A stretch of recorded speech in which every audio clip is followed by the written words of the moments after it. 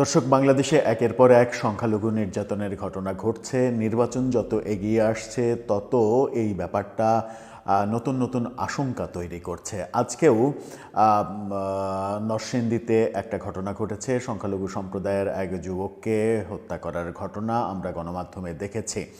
সেরকম মুহূর্তে বাংলাদেশ মহিলা পরিষদ তারা উদ্বেগ প্রকাশ করেছে। উদ্বেগ প্রকাশ করে তারা একটা বিবৃতি দিয়েছে।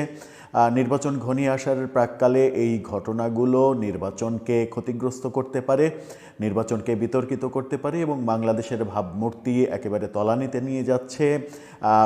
সেই রকমের নানা কথা তাদের কাছ থেকে আমরা শুনতে পাচ্ছি। কি বলছেন বাংলাদেশ মহিলা পরিষদ, বিশেষ করে নির্বাচনের প্রাক্কালে সংখ্যালঘু ইস্যু নিয়ে তারা এতটা জোরদার মতবাদ কেন দিচ্ছে? চলুন একটু জেনে দেখি এই ভিডিওতে। থাকবেন পলিটিক্স টিভির নিয়মিত আয়োজনে।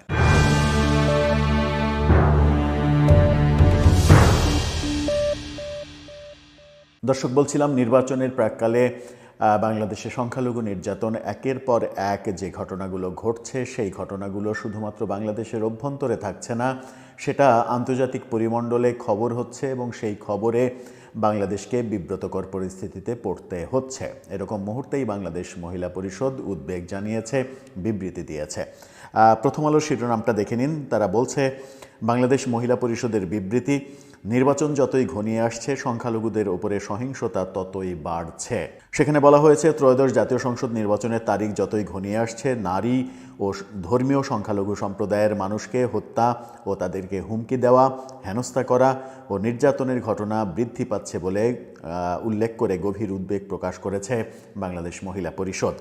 সংস্থাটি এসব ঘটনায় অপরাধীদের শাস্তি নিশ্চিত করা এবং এ ধরনের ঘটনার পুনরাবৃত্তি রোধে যথাযথ পদক্ষেপ নেওয়ার কথা বলছে। আজকে এক বিবৃতিতে এই উদ্বেগ প্রকাশ করা হয়। বিবৃতিতে সই করেছেন বাংলাদেশের মহিলা পরিষদের সভাপতি ফাউজিয়া মুসলেম ও সাধারণ সম্পাদক মালেকা বানু। হুমকি থেকে প্রশাসনের উচ্চপদস্থ কর্মকর্তারাও বাদ যাচ্ছেন না, এমন কথাও তারা বলছেন, আমরা উদ্বেগের সঙ্গে লক্ষ্য করলাম একজন ধর্মীয় সংখ্যালঘু সম্প্রদায়ের জেলা প্রশাসককে তার দায়িত্ব পালনে অসন্তুষ্ট হয়ে নানাভাবে অপমান ও হেনস্থা করা হচ্ছে, যা সব দায়িত্ব পালনকারী কর্মকর্তার জন্য একটা নেতিবাচক বার্তা। সম্প্রতি নির্বাচনের প্রার্থিতা বাছাইয়ে একটি জেলার একজন জেলা প্রশাসক হিন্দু সম্প্রদায়ের হওয়ার কারণে তাকে হেনস্থা করা হয়েছে। সাম্প্রদায়িক গোষ্ঠীর একটা মনোনয়নপত্র বাতিল করার জের ধরে তাকে নানাভাবে গালিগালাজ, মিছিল, স্লোগান, হেনস্থা এই ঘটনাগুলো ঘটেছে। সেই কথাই তারা বলছে। বিবৃতিতে বলা হয়, খোকন দাস, অমৃত মণ্ডলের নির্মম হত্যাকাণ্ডের পর সাম্প্রতিক সময়ে দেখা যাচ্ছে দলীয় প্রতীকে ভোট না দিলে ধর্মীয় সংখ্যালঘু সম্প্রদায়ের জনগণকে দেশ থেকে উচ্ছেদের হুমকিও দেয়া হচ্ছে। বিবৃতিতে আরও বলা হয়, ঝিনাইদহের কালীগঞ্জে এক বিধবা হিন্দু নারীকে ধর্ষণ করে গাছের সঙ্গে বেঁধে মাথার চুল কেটে পাশবিক নির্যাতন চালানো হয়েছে। নরসিংদীর পলাশে গতকাল সোমবার মণি চক্রবর্তী নামক এক মুদি দোকানদারকে খুন করা হয়েছে, যেটা বলছিলাম নরসিংদীর কথা। ঝিনাইদহ সদর উপজেলায় ঘোড়াশালী ইউনিয়নে হিন্দু সম্প্রদায়ের বাড়িতে ডাকাতি এবং এ সময় বাড়ির নারী সদস্যদের সঙ্গে অশালীন আচরণ করার ঘটনা ঘটেছে। অনেকে ভয়ে সহিংসতার খবর প্রকাশ করছেন না, উল্লেখ করা হয়েছে এই বিবৃতিতে। বলা হয়েছে, গত 29 ডিসেম্বর হবিগঞ্জে পুকুর থেকে কামদেব দাস নামক এক যুবকের মরদেহ উদ্ধার করা হয়েছে। এছাড়া বিভিন্ন স্থান থেকে সংবাদ পাওয়া যাচ্ছে যে সংখ্যালঘু সম্প্রদায়ের বাড়িতে ডাকাতির পাশাপাশি নারীদের উপরে যৌন সহিংসতার ঘটনা ঘটেছে, যা তারা ভয়ে প্রকাশ করছে না। কদিন আগেই দল বেঁধে এক এনসিপি নেতার এক হিন্দু বাড়িতে গিয়ে চাঁদা দাবি করার ঘটনাটাও বেশ চাঞ্চল্যের সৃষ্টি করেছিল।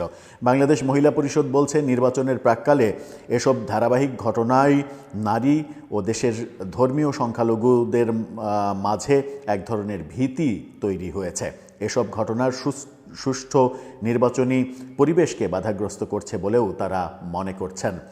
সংস্থাটি সুষ্ঠু নির্বাচন অনুষ্ঠানের লক্ষ্যে সবার নিরাপত্তা নিশ্চিত করা এবং এ ধরনের অপতৎপরতা বন্ধে সরকার, নির্বাচন কমিশন এবং সব রাজনৈতিক দল ও নাগরিক সমাজের দৃষ্টি আকর্ষণও করছে। এরকম উদ্বেগ প্রকাশ যখন করা হয়েছে এবং বিভিন্ন ঘটনার বেশ কয়েকটা ঘটনার বর্ণনাও তারা দিচ্ছে। বর্ণনার ব্যাপারগুলো আমরা জানি, বিভিন্ন সময় আমরা আলোচনা করেছি, উদ্বেগ প্রকাশ করেছি, এবং যে উদ্বেগটা এই বিবৃতির মধ্যে নেই সেটা হচ্ছে যে এই খবরগুলো আন্তর্জাতিক পরিমণ্ডলে চলে যাচ্ছে।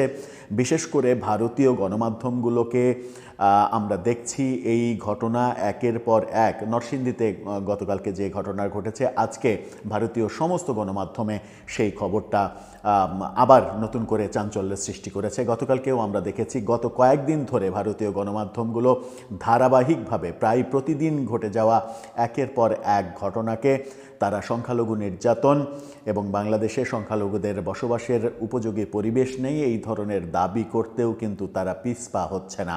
এরকম মুহূর্তে আমাদের করণীয় কি? আমরা কিভাবে এই ঘটনাগুলোকে মোকাবেলা করব? সরকার কিভাবে এর লাগাম টেনে ধরবে? নির্বাচন কমিশনের একটা বড় দায়িত্ব, যেহেতু নির্বাচনের সময় এখন, নির্বাচন কমিশনের হাতেই সব কিছু।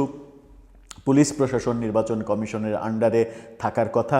সেই ক্ষেত্রে নির্বাচন কমিশনও বা আগামী নির্বাচনটাকে কতটা শঙ্কামুক্ত, কতটা ভয়মুক্ত করতে পারছে, সেটাও একটা বড় বিষয়। বাংলাদেশ মহিলা পরিষদের বিবৃতিটা আমরা আনুষ্ঠানিক বিবৃতি দেখলাম। এই মনোভাব কিন্তু বাংলাদেশের সর্বস্তরের মানুষ, বিশেষ করে শুধুমাত্র যারা সাম্প্রদায়িক মনোভাবাপন্ন তারা ছাড়া সবাই কিন্তু উদ্বিগ্ন এই ব্যাপারগুলোতে, এবং সবাই চান এই ঘটনাগুলোর একটা পরিসমাপ্তি হোক। আদৌ কি হবে সেটা? দর্শক, আপনার কি মনে হয়? আপনার মতামত জানিয়ে লিখতে পারেন আমাদের কমেন্ট বক্সে।